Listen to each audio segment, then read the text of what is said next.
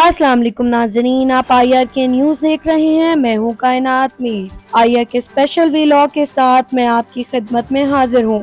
नाज़रीन, इमरान रियाज खान ने अपने वीलॉग में ये बताया है कि इस वक्त इमरान खान एक इतनी बड़ी सियासी ताकत बन चुके हैं कि हर पार्टी, हर सियासतदान उनको रोकने के लिए किसी भी हद तक जाने को तैयार हो चुका है। आईनी तरमीम सियासी जमातों की मौत है, मगर वो इस पर रजामंद सिर्फ इसलिए है कि किसी तरह इमरान खान को खत्म किया जा सके। इमरान रियाज ने ये भी कहा कि ये समझा जा रहा था कि हुकूमत ने नंबर पूरे कर लिए हैं, इसीलिए छुट्टी के रोज इजलास बुलाकर आईनी तरमीम को पास करने का मंसूबा था। उन्होंने कहा कि लोग कह रहे हैं कि आखिर जब नंबर पूरे नहीं थे तो हुकूमत ने बंदे पूरे होने का दावा कैसे कर दिया। तो उन्होंने कहा कि इसकी दो वजूहात हैं। एक तो उन्हें लगता था कि पाकिस्तान तहरीके इंसाफ के जो हमायत याफ्ता उम्मीदवार जीते हुए इस वक्त आज़ाद कैपेसिटी में, क्योंकि इलेक्शन कमीशन ने सुप्रीम कोर्ट के फैसले पर अमल नहीं किया तो उनका वोट हासिल कर लिया जाएगा। तो 10-12 बंदों के घर वालों को उठा लिया, बंदों को उठा लिया, ये रियासत के लिए, रियासती इदारों के लिए मुश्किल तो नहीं होता। तो उन्हें यकीन था कि रियासती इदारे इतना दबाव डाल लेंगे कि 10-12 बंदे ज़ोर ज़बरदस्ती से तोड़ लेंगे।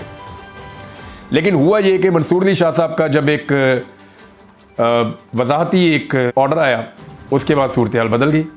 और सूरत हाल ऐसी बदली कि अब वो वोट डाले भी तो काउंट नहीं होता। तो बाकी रह गए 4-5 बंदे। अब ये जो 4-5 बंदे थे, इनसे वोट पूरे नहीं हो रहे थे और ज़रूरत पड़ गई फजलुर रहमान साहब की। तो फजलुर रहमान साहब के माजी को और उनकी माजी की सियासत को अगर आप देखें तो फजलुर रहमान साहब जो हैं, वो उनका ट्रैक रिकॉर्ड तो यही है कि वो हमेशा स्टेटस को के साथ जाते हैं और अपना फ़ायदा देखकर अपने मौक़िफ़ को तब्दील करते हैं। ये उनका ट्रैक रिकॉर्ड है। सारी ज़िंदगी फजलुर रहमान साहब ने यही किया है। यानी अगर आप देखें कि परवेज़ मुशर्रफ साहब के दौर में भी उन्होंने ऐसे किया, बेनज़ीर भुट्टो साहब के साथ भी उन्होंने ऐसे किया, बाद में पीपल्स पार्टी, PMLN, हर पार्टी के साथ, या PTM की सरकार जब बनी तो उन्होंने जनरल बाजवा और जनरल फैज़ हमीद और बाकी लोगों के कहने के ऊपर इमरान खान की हुकूमत को गिराया। वो खुद ये तस्लीम करते हैं कि DGISI और आर्मी चीफ के कहने पे हमने इमरान खान की हुकूमत के खिलाफ अलाइंस बनाकर इमरान खान की हुकूमत को अदम एतमाद के जरिए घर भेजा। तो फजलुर रहमान साहब एक आला कार के तौर पे हमेशा काम करते रहे। सबको यकीन था कि वो अब भी वही करेंगे। लेकिन हुआ ये कि क्योंकि इमरान खान ने अपनी सियासत से एक शऊर दिया पाकिस्तानियों को और सोशल मीडिया के ज़रिए से पाकिस्तान अब एक डिफरेंट कंट्री है, तो यहाँ लोगों की सोच बदली है। तो हर पॉलिटिकल पार्टी पे इसका इम्पैक्ट आ रहा है। फजलुर रहमान साहब पे भी आया। फजलुर रहमान साहब के पास 2-3 चीज़ें ऐसी थी जिनकी वजह से उनको अपना मौक़िफ़ बदलना पड़ा। नंबर 1, उनके साथ PDM की जमातों ने ज़्यादती की। उन्हें लगता था कि वो सदर पाकिस्तान बनेंगे, वो कुछ भी नहीं बने। नवाज शरीफ साहब ने यह शर्त भी रख दी कि जनाब मैं फजलुर रहमान साहब की शक्ल अपनी हुकूमत में नहीं देखना चाहता। ये भी उनको रंज था। तीसरा, बाकी जमातों के लिए जितनी धांधली की गई फजलुर रहमान साहब के लिए उतनी की नहीं गई, बल्कि कुछ भी नहीं किया गया। बहुत थोड़ा सा पीनट उन्हें मिला, इसका भी उन्हें तकलीफ थी। और फजलुर रहमान साहब को यह भी समझ आ गई कि उनके लोग भी सोशल मीडिया इस्तेमाल करते हैं और उनकी जमात भी अपने कारकुनों का बराह रास्त फीडबैक वसूल करती है। और जब PMLN के और पीपल्स पार्टी के अपने लोगों ने फजलुर रहमान साहब को बताया कि सर ये गुनाह कबीरा हम करने जा रहे हैं, तो अगर आप साथ ना दें तो ये रुक सकता है मामला। फजलुर रहमान साहब को तो पहले 2-4 जो ऊपर के लोग हैं, मोहसिन नकवी साहब है या शहबाज शरीफ हैं, जरदारी है, इन्होंने मिलकर तकरीबन मना लिया था। ये सब कुछ ठीक चल रहा था। हुआ ये कि पाकिस्तान तहरीके इंसाफ ने फजलुर रहमान साहब को ये खबर पहुंचाई, असद कैसर साहब ने। और ये जो जुमला भी मैं आपको बता देता हूँ किसने बोला था। ये बात की थी साहबजादा हामिद रजा साहब ने एक रात को मुलाकात में। तो उन्होंने कहा कि जी ये तो आपके साथ बड़ी ज़्यादती है, आपकी इतनी बड़ी सियासत है इस मुल्क में और आपको आईनी तरमीम का मुसव्वदा दिखाए बगैर वो आपसे हमायत मांगने आ गए। और पाकिस्तान तहरीके इंसाफ ने जब ये बताया फजलुर रहमान साहब को कि जनाब ये 20 तरमीम नहीं है, ये 50 के करीब है, तो ये पूरे आइन का हुलिया बिगाड़ने जा रहे हैं, तो वहां से आगे फिर मामला हुकूमत के लिए ख़राब हुआ। और फजलुर रहमान साहब को जैसी पजीराई इस सियासत की मिली तो उन्हें समझ आ गई कि भाई अगर मैं ये इस दफ़ा फिर कंप्रोमाइज़ कर जाऊंगा तो फिर मैं अगले इलेक्शन में कैसे जाऊंगा। दूसरा, उन्हें इलेक्शन भी करीब नज़र आ रहा है। अब जो लोग कल तक फजलुर रहमान साहब के घुटने पकड़ रहे थे कि किसी तरह आप हमें वोट दे दें और ये आईनी तरमीम करवा दें, जो लोग आईनी तरमीम के मुकम्मल तौर पे हमायती थे इमरान खान से बचने के लिए या इमरान खान के खौफ की वजह से, PMLN को तो आप एक साइड पे कर देना, उनका तो ओढ़ना बिछोड़ना सारा कुछ ही आईनी तरमीम ही थी। उनका तो सर्वाइवल ही इस आईनी तरमीम के अंदर था। लेकिन पीपल्स पार्टी और एएनपी की बात करते हैं। एमजीएम की तो इस वक्त कोई औकात नहीं है, वो तो कराची की सारी सीटें उनको जो है वो दी गई है, एक भी सीट वो नहीं जीते। आप अभी फ्री एंड फेयर इलेक्शन करवाएं कराची में, हैदराबाद में, एमजीएम की सारी सीटें फारिग हो जाएंगी। और जब भी इलेक्शन होगा अगर फ्री एंड फेयर हुआ तो एमजीएम की सारी सीटें वैसे ही उड़ जाएंगी। अब है इस बात में कि एएनपी और पीपल्स पार्टी क्या कर रहे हैं। अब वो इस आईनी तरमीम से जान छुड़ा रहे हैं। बिलावल ने बड़े लंबे अरसे के बाद एक निजी टीवी को इंटरव्यू दिया और वहां उन्होंने कहा जी कि देखें बात यह है कि ये कच्चा ड्राफ्ट था, कच्चे के डाकू तो सुने थे, ये कच्चा ड्राफ्ट भी हमने सुन लिया। बिलावल खुद कह रहे हैं कि जो ड्राफ्ट दिया गया वो कुछ और था, पीछे कहानी कोई और थी, हुकूमत के बाद भी सही ड्राफ्ट मौजूद नहीं था और हुकूमत के पास कच्चा ड्राफ्ट था। ये पक्का ड्राफ्ट, कच्चा ड्राफ्ट, ये तो हमने कभी सुना ही नहीं आईनी तरमीम के लिए। और हफ्ते वाले दिन इन्होंने आईनी तरमीम करवानी थी। ड्राफ्ट की बात तो एतवार वाले दिन हुई है, हफ्ते की रात से शुरू हुई है, तो क्या इनके पास हफ्ते वाले दिन और जुम्मे वाले दिन भी आईनी तरमीम का ड्राफ्ट नहीं था? और एतवार वाले दिन भी इनके पास कच्चा ड्राफ्ट था। ये हुकूमत ही कच्ची है, ये हुकूमत ही कच्ची है, फॉर्म 47 के ऊपर बनी हुई है। ना इनके पास ड्राफ्ट असली है, ना इनके पास इलेक्शन जीतने का फॉर्म असली है, वो भी फॉर्म 47 इनके पास जाली है। बहरहाल बिलावल अपना इमेज बेहतर बनाने की कोशिश कर रहे हैं क्योंकि उन्हें नजर आ गया कि वकला तहरीक खड़ी हो गई है। वकला ने पूरे पाकिस्तान से वकला को लाहौर में इकट्ठा कर लिया 19 तारीख को, और वो इसके ऊपर जितनी भी नुमाइंदा तंजीमें हैं वकला की वो सारी इसके अंदर शिरकत कर रही हैं।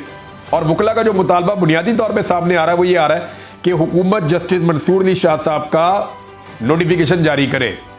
मेरे ख्याल में हुकूमत के पास ऑप्शंस महदूद होते जा रहे हैं। हुकूमत अब या तो एक कोशिश करके देख ले, अगर तो वो आईनी तरमीम कर सकती है तो। नाज़रीन, उसके बाद उन्होंने अवामी नेशनल पार्टी के हवाले से बताया कि एएनपी ने नया मौकफ अपनाते हुए कहा है कि जो आईनी तरमीम हो रही हैं हम उसका हिस्सा नहीं है। इंसानी हकूक की जो ददियां बखेरी जा रही हैं हम इसका हिस्सा नहीं। इस पर इमरान रियाज ने तजिया देते हुए कहा कि ये सारा झूठ है। पहले एएनपी अपनी मर्जी से तरमीम का हिस्सा बनी और भरपूर रजामंदी से इसका हिस्सा बनी। वो ऐवान में नारेबाजी भी करते रहे कि हम एंटी इमरान थे, एंटी इमरान है और एंटी इमरान ही रहेंगे, मगर एएनपी ने अपना मौकफ ही बदल लिया है। इमरान रियाज ने कहा कि एमन वली खान ने बादशाह खान जैसे अजीम शख्स की अजीम सियासत को अपने गैर आईनी फैसलों से तबाह कर दिया है। जब आईनी तरमीम के सामने खड़े होने का वक्त आया तो एमन वली ने बादशाह खान की सियासत को पसे पुष्ट डालकर अपना फायदा देखा। आईनी तरमीम के हवाले से मजीद गुफ्तगू करते हुए इमरान रियाज का कहना था कि बहरहाल घुमन साहब ने तो कहा जी मैं किसी सूरत इमरान खान को धोखा नहीं दूंगा, क्योंकि लोग गए वहां पे बड़ा प्रेशर बना और जो उस्मान साहब है उनको मना किया पाकिस्तान तहरीक इंसाफ ने, पाकिस्तान आप वापस ना आए। लेकिन पता नहीं उनके ऊपर क्या दबाव था, वो पाकिस्तान वापस आए एन उस वक्त जब आईनी तरमीम होनी थी और गायब भी हो गए। अंदाजा कीजिए आप कि एक आदमी गायब होने के लिए क्या पाकिस्तान आ सकता है? ये सवालात हैं, ये तो लोग उठाएंगे, लेकिन ये पाकिस्तान तहरीक इंसाफ ने इन मामलात को टैकल करना है। अब एएनपी कह रही है जी हम तो जो तरमीम हो रही थी उसके अंदर चीज़ों में हम शामिल ही नहीं है, हम तो इंसानी हकूक के जो मामला छिड़े जा रहे थे उसका तो हम कभी हिस्सा नहीं बनेंगे। यार आप लोग तो तरमीम का हिस्सा बन रहे थे, विक्ट्री साइन बना रहे थे, जा जाके सबकी मिन्नत कर रहे थे और नारे लगा रहे थे कि we are anti Imran Khan, हम जरूर करेंगे, हर हाल में करेंगे। एमन वली खान साहब ने बादशाह खान का नजरिया शार दस्तूर पे रख के बेचा है, बेड़ा गर्क कर दिया पकड़ के पार्टी का। इतनी इज्जतदार, इतनी बड़ी पार्टी है, इतने शानदार लोग उसके साथ हैं, उनका अपना पूरा एक नजरिया है, लेकिन अब सिर्फ बदज़बानी में तो नहीं खड़े हो सकते, आपको उसूली मौके पे खड़ा होना होता है। जब खड़े होने का वक्त है उस वक्त आप लेट गए और आप आईनी तरमीम के सामने आपने सरेंडर कर दिया। अब जो वकला एहतजाज करने जा रहे हैं उसमें मुनीर मलिक साहब से 16 रिटायर्ड जजेस ने रब्ता किया और उन्होंने कहा कि हमें आईनी तरमीम के खिलाफ सुप्रीम कोर्ट में पटिशन दायर करनी चाहिए। यह दावा किया असनात मलिक साहब ने। अली अहमद कुर्द साहब भी मैदान में आ गए, उन्होंने कहा जी 2 चीफ जस्टिस नहीं हो सकते एक मुल्क में, ये मजाक नहीं है, आप एक आईनी अदालत बना देंगे और उसके अंदर एक और चीफ जस्टिस बना देंगे रिटायर आदमी को, कादी फायद ईसा साहब को। इस तरह तो आप 2 आर्मी चीफ भी बना दें इस मुल्क में। ये एक नया पॉइंट अली अहमद कुर्द साहब ने भी निकाला, उन्होंने भी मुखालफत की ये सारा कुछ जो हुआ है। तो एक्चुअली ये डर क्यों रहे हैं मंसूर अली शाह साहब से? देखिए इन्हें यह खतरा है, हो सकता है मंसूर अली शाह साहब ये चीजें करें आने के बाद, क्योंकि चंद चीजें पेंडिंग है सुप्रीम कोर्ट ऑफ पाकिस्तान में। एक धांधली वाला केस है, सारा इलेक्शन ही मुतनाज़ है, वो अभी तक सुना ही नहीं जा रहा। एक लेवल प्लेइंग फील्ड वाला भी इनका मामला पड़ा हुआ है, मिलिट्री कोर्ट्स वाला इनका मामला पड़ा हुआ है अदालत में, फिर इलेक्शन ट्रिब्यूनल वाला मामला लटका हुआ है। क्या काजी फायद ईसा साहब जाते जाते कुछ केसों को ऐसे डिसाइड करने की कोशिश करेंगे ताकि पाकिस्तान तहरीक इंसाफ को नुकसान हो? तो इसका जवाब है कि वो ऐसा कर भी सकते हैं। लेकिन एक और चीज़ भी है, और वो चीज़ ये है कि अपील का तो हक मौजूद रहेगा, रिव्यू का, और अगर रिव्यू में पाकिस्तान तहरीक इंसाफ जाती है तो तब तो काजी फायद ईसा साहब मौजूद नहीं होंगे, तो सूरत हाल बदल भी सकती है। बिलावल ने बहरहाल कह दिया जी मंसूर अली शाह साहब ही अगला चीफ जस्टिस होगा। अब ये बिलावल को कहना पड़ गया क्योंकि वो गोंगलुओं से मट्टी अब झाड़ रहे हैं। पहले पूरी कोशिश की कि एक गैर आईनी तरमीम पास करवाकर आईने पाकिस्तान पे तारीख का बदतरीन हमला करें, उसके लिए पूरी फस्तायत की गई। मरियम नवाज की पुलिस ने औरतों और खवातीन को अगवा करवाया, नामालूम अफराद ने MNAs को अगवा किया, और ये सारे उस वक्त खुशियां मना रहे थे, इनके चेहरों की रौनकें ही खत्म नहीं हो रही थी। और जिस वक्त ये आईनी तरमीम पास नहीं करवा सके तो अब उसके बाद सारे जमहूरियत के चैंपियन बन रहे हैं। वो जो वजीर कानून है तारड़ साहब, वो भी अब वकला को ब्रीफिंग देना चाह रहे हैं कि जी मैं बताता हूं एक्चुअली क्या हुआ। अब सारे उस आईनी तरमीम से जान छुड़ा रहे हैं जिसका मुसव्वदा इनके पास था ही नहीं, लेकिन they are all equally responsible. ये जितने लोग हैं 212 के अंदर, 212 214 हैं ये टोटल, इनमें से एक भी ऐसा नहीं है जिसने जब तक इनको उम्मीद रही कि ये आईनी तरमीम पास करवा लेंगे उससे पहले इस आईनी तरमीम की मुखालफत की हो या इसकी एक शिक की भी मुखालफत की हो। इन्होंने एक नुक्ते की मुखालफत नहीं की इस आईनी तरमीम की जब तक के ये आईनी तरमीम पास होने के इम्कानात थे। आयत की न्यूज के मोअज़्ज़ज़ दोस्तों, उसके बाद इमरान रियाज ने बताया कि शहबाज शरीफ अक़वाम मुत्तहिदा में खिताब करने जा रहे हैं, जिस पर तहरीक इंसाफ ने एक मीटिंग की है जिसमें ये फैसला किया गया है कि PTI अमेरिका में शहबाज शरीफ की आमद के मौके पर भरपूर एहतजाज करेगी और पाकिस्तान में PTI के रहनुमा और वर्कर्स के साथ होने वाले जुल्म और ज्यादती को भरपूर तरीके से उठाएगी। इमरान रियाज ने कहा कि शहबाज शरीफ ने मुल्क के साथ साथ मईशत का भी बेड़ा गर्क करके रख दिया है। जिस वक्त PDM सरकार ने हुकूमत संभाली थी, मुल्क की मईशत बेहतर सिमत की तरफ चल पड़ी थी, मगर शहबाज शरीफ की PDM सरकार ने हुकूमत संभालते साथ ही मुल्क की तारीख की बदतरीन महंगाई कर डाली। हालात यहाँ तक पहुँच चुके थे कि सुनने में आ रहा था कि पाकिस्तान दिवालिया हो सकता है, मगर दोस्त ममालिक की मदद की बदौलत हम दिवालिया होने से बच गए। मगर एक बार फिर मुस्लिम लीग नून की हुकूमत कायम होने के बाद से पाकिस्तान मुसलसल मौशी जवाल का शिकार दिखाई दे रहा है। महंगाई हर गुजरते दिन के साथ बढ़ती ही चले जा रही है, अवाम गुर्बत की चक्की में पिसते जा रहे हैं और हुकूमत अपनी मस्ती में मस्त सिर्फ हुकूमत करने में मसरूफ दिखाई दे रही है। मुस्लिम लीग नून की हुकूमत इतनी कच्ची है कि उन्हें जब से हुकूमत संभाली है तब से फॉर्म 47 से आई हुई अपनी सीटों की ही परवाह है। कभी वो पाकिस्तान तहरीक इंसाफ को दबाने की कोशिश करते हैं तो कभी वो काजी फायद ईसा की एक्सटेंशन के लिए कोशिश करके अपनी हुकूमत को महफूज करने के तरीके कार ढूंढते फिर रहे हैं। बहरहाल हुकूमत का अवाम की खिदमत करने पर बिल्कुल भी रुझान नहीं है। जो कुछ इन्होंने पाकिस्तान में किया है और जो जुल्म और ज्यादतियां इन्होंने की है उनके खिलाफ वहां पे एक एहतजाज होगा और बड़ा तगड़ा एहतजाज उन्होंने कहा जी हम जरूर करेंगे। इसमें जो पार्लिमानी आईनी और कानूनी खिलवाड़ इस मुल्क के साथ किया गया है, ओवरसीज पाकिस्तानियों ने फैसला किया कि शहबाज शरीफ की आमद के मौके पर और उनके खिताब के मौके पर अमेरिका में पाकिस्तान तहरीक इंसाफ बतौर ओवरसीज पाकिस्तानी एक बड़ा एहतजाज करेंगे। नाज़रीन, शहबाज शरीफ साहब की हुकूमत ने पाकिस्तान की इकॉनमी का कैसे बेड़ा गर्क किया है वो तो अब कोई ढकी छुपी बात नहीं है, सारी चीज़ें आप जानते हैं।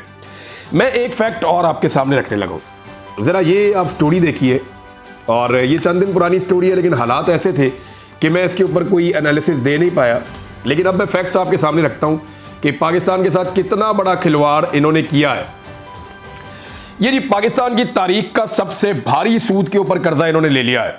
600 मिलियन अमरीकी डॉलर्स का कर्जा पाकिस्तान की गवर्नमेंट ने लिया, और वो कर्जा इन्होंने इसलिए लिया कि IMF की ये शर्त है कि जनाब आप पैसे पूरे करें, इतने पैसे आपके पास होंगे तो हम आपको कर्जा देंगे वरना हम नहीं देंगे। तो वो वाला कर्जा लेने के लिए पाकिस्तान की तारीख का सबसे महंगा कर्जा इन्होंने लिया, $600 मिलियन, और ये 11% की शरह से इन्होंने कर्जा लिया है। अब कुछ लोग कहते हैं कि पाकिस्तान तहरीक इंसाफ भी बहुत महंगा कर्जा लेती थी, तो वो फैक्ट्स मैं अब आपके सामने रखने वाला हूं। हालात अब देखिए कि 2017 में PMLN की हुकूमत थी, तो उस वक्त इन्होंने जो कर्जा लिया था यूरोप के स्टैंडर्ड चार्टर्ड बैंक से 2017 में इन्होंने $700 मिलियन लिया था और 4.5% सूद के ऊपर लिया था, 4.5% पे। और उसके बाद इमरान खान साहब की हुकूमत आई तो इमरान खान साहब ने $200 मिलियन कर्जा इसी बैंक से लिया था, तो उन्होंने लिया था 3.25% पे। और उसके बाद इमरान खान साहब ने $1 अरब का कर्ज दोबारा इनसे लिया था और वो लिया था 2.4% की रेशो से, यानी इतना सूद था जिसके ऊपर इमरान खान साहब की हुकूमत ने कर्ज लिया था, यानी 3.25% और 2.5%। यहां इमरान खान साहब कर्ज ले रहे थे 2.5% से 3.25% तक, और इन्होंने कितना लिया, 11% के ऊपर कर्जा लिया। अब ये कमीशन कौन खाएगा? यानी ये तो खेल खेल रहे हैं पाकिस्तान के साथ कि आईएमएफ को डिले करवाओ, बाहर से हम यूरोप से कर्जा लेंगे, वो जो यूरोपीय बैंकों से हम कर्जा लेंगे उसके अंदर पता नहीं आईएमएफ के ऑफिसर्स में भी वो इन्वॉल्व हो। इनका तो नेक्सिस है ना, ये तो सारे मिले हुए हैं। इन्होंने तो पैसा लेकर मुल्क से भाग जाना होता है, यहां रहना ही नहीं होता, कर्जा तो हमने उतारना है। 11% पे कौन कर्जा लेता है? अगर आज पाकिस्तान की हालत जो ये कह रहे हैं कि पाकिस्तान दिवालिया नहीं हो रहा, पाकिस्तान के हालात बहुत अच्छे हैं, तो ये ले लेते हैं ना 3% पे। इमरान खान के दौर से वो कह रहे हैं ना अच्छे हालात हैं, तो इमरान खान ने तो 3.25% पे कर्जा लिया था मैक्सिमम। आप 2% पे ले लेते, 1% पे ले लेते, 1.5% पे ले लेते, आपने 11% पे क्यों लिया? अब दो ही चीजें हैं, या तो आपने मुल्क की नैया डबो दी है, इसको माने कि आपने इतना बेड़ा गर्क कर दिया कि दुनिया का कोई मुल्क या कोई बैंक पाकिस्तान को पैसा नहीं देना चाह रहा, वो 11% आपको इसलिए देना पड़ा। नाज़रीन, उसके बाद उन्होंने काजी फैज़ ईसा की 1 साल कारकर्दगी पर गुफ्तगू करते हुए बताया कि जब काजी फैज़ ईसा चीफ जस्टिस ऑफ पाकिस्तान बनने वाले थे तो वकला बरादरी में उनके बहुत सारे फैन मौजूद थे। कहा जाता था कि काजी फैज़ ईसा का दौर इंसाफ का दौर होगा। काजी फैज़ ईसा एक प्रो डेमोक्रेटिक जज हैं जिन्होंने हमेशा आइन का साथ दिया, लेकिन इसके बरक्स हुआ। काजी फैज़ ईसा ने मनसब संभालते ही बुग़्ज़ का मुजाहरा किया और तहरीक इंसाफ और इमरान खान के खिलाफ तमाम केसेस में सहूलत कारी की। यहाँ तक कि काजी फैज़ ईसा ने किसी भी अहम केस में इंसाफ मुहैया नहीं किया, बल्कि उन्होंने तहरीक इंसाफ के दौर में अपने ऊपर कायम होने वाले मुकदमे की पेश नजर इमरान खान और पीटीआई को दबाने में कोई कसर न छोड़ी। अब हालात यहाँ तक पहुँच चुके हैं कि वो लोग जो काजी फैज़ ईसा के आने से पहले काजी फैज़ ईसा को एक जमहूरियत पसंद करार देता था, आज वही काजी फैज़ ईसा के दौर को अदलिया के अदवार में से बदतरीन दौर करार देता है, जिस दौर में इंसानी हकूक की पामालियाँ हुई, मगर काजी फैज़ ईसा ने इस पर कोई एक्शन ना दिया, बल्कि वो इंसानी हकूक की खिलाफ वर्जियाँ करने वालों की सहूलत कारी ही करते रहे। इस पर मजीद बात करते हुए इमरान रियाज का कहना था कि आज से ठीक 1 साल पहले काजी फैज़ ईसा साहब ने हलफ लिया था 17 सितंबर 2023 को। बहुत सारे हमारे सहाफ़ी दोस्त जो है वो कहते थे कि काजी फैज़ ईसा साहब एक इनकलाबी हैं, एक ऐसे जज हैं जो बहुत एंटी एस्टेब्लिशमेंट हैं, एक ऐसे जज हैं जो इंसानी हकूक़ की कोई खिलाफ वर्जी कभी बर्दाश्त नहीं करेंगे। मैं जब कैद में था ना, और मुझे उस वक्त लगता था कि शायद जज बदलने से फ़र्क पड़े, क्योंकि मुझे एक शख्स ने ये कहा था, लेकिन मुझे उसकी बात पे उस वक्त यकीन नहीं आता था। मैं कैद में था, एक दिन मुझे मेरी हालत ख़राब हो गई, तो एक बंदा आया और उसका सांवला सा रंग था, उसने नकाब पहना हुआ था, और उसने मुझे आकर कहा कि आपको हम छोड़ देंगे जल्दी ना। मैंने कहा कब छोड़ देंगे? तो उसने कहा जब हमारा जज आ जाएगा। जज आ जाएगा? उन्होंने कहा जी हमारे चीफ जस्टिस आएगा, वो सिर्फ हमारी बात सुनेगा, तो हम आपको तब छोड़ देंगे। बंदियाल के होते हुए आपको छोड़ने का रिस्क ले नहीं सकते, जो इससे पहले वाले चीफ जस्टिस थे। तो मुझे लगा कि यानी ये कैसे क्लेम कर सकता है कि आने वाला चीफ जस्टिस, मैं तो रियासती इदारों की कैद में हूँ, और ये कैसे क्लेम कर सकते हैं कि आने वाला चीफ जस्टिस हमारा इशारों पे चलेगा और जैसा हम चाहेंगे वैसा वो काम करेगा। फिर भी मेरे दिमाग में ये था कि नहीं, काजी फैज़ ईसा शायद ऐसे नहीं होंगे। लेकिन ये तो मुझे आइडिया था कि नवाज शरीफ से वो बहुत प्यार करते हैं, नवाज शरीफ को उनका हमेशा फ़ायदा होता है, लेकिन वो इंसानी हकूक़ की खिलाफ वर्जियों पर ऐसे खामोश रहेंगे। 1 साल पहले उन्होंने अपनी अहलिया के साथ खड़े होकर हलफ लिया, तो पाकिस्तान में लोगों ने कहा कि जी अब तो औरतों के लिए बड़ी इज्जत होगी पाकिस्तान में, ये औरतों के लिए एक नई शुरुआत है, एक नया एरा शुरू होने जा रहा है, एक नए दौर का आगाज़ हो रहा है, ऐसी बातें की गई।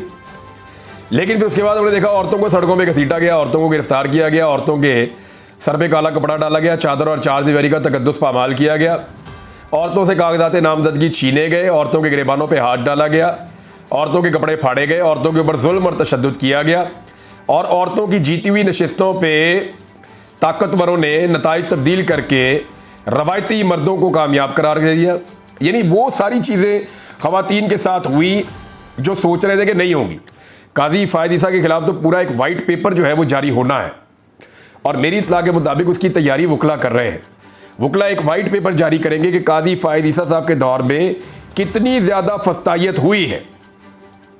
यानी ये मैंने क्या बता रहा था अभी कि मेरी बेटी को और मेरी बीवी को अगवा किया गया, किस लिए कि जनाब अली आपने वोट डालना है। वोट किस लिए डालना है? ताकि यही काजी फ़ायद ईसा जो अपनी बीवी के साथ खड़े होकर हलफ ले रहे थे, इनकी एक्सटेंशन हो सके। यानी लोगों की अगर घर की औरतों पे और बच्चों पे अगवा करने के बाद किसी ने एक्सटेंशन लेनी है या अपनी नौकरी पक्की करनी है तो क्या फ़ायदा ऐसी नौकरी का? किसकी खिदमत करनी है आपने?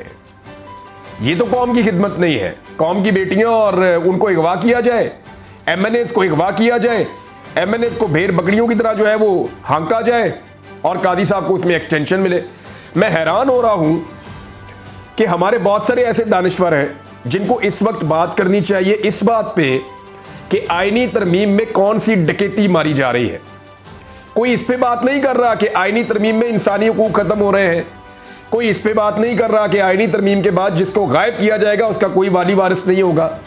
कोई इस पे बात नहीं कर रहा कि आईनी तरमीम के बाद सुप्रीम कोर्ट ऑफ पाकिस्तान मौजूदा हुक्मरानों के कंट्रोल में आ जाएगी। कोई इस पे बात नहीं कर रहा कि हाई कोर्ट्स की क्या हालत हो जाएगी।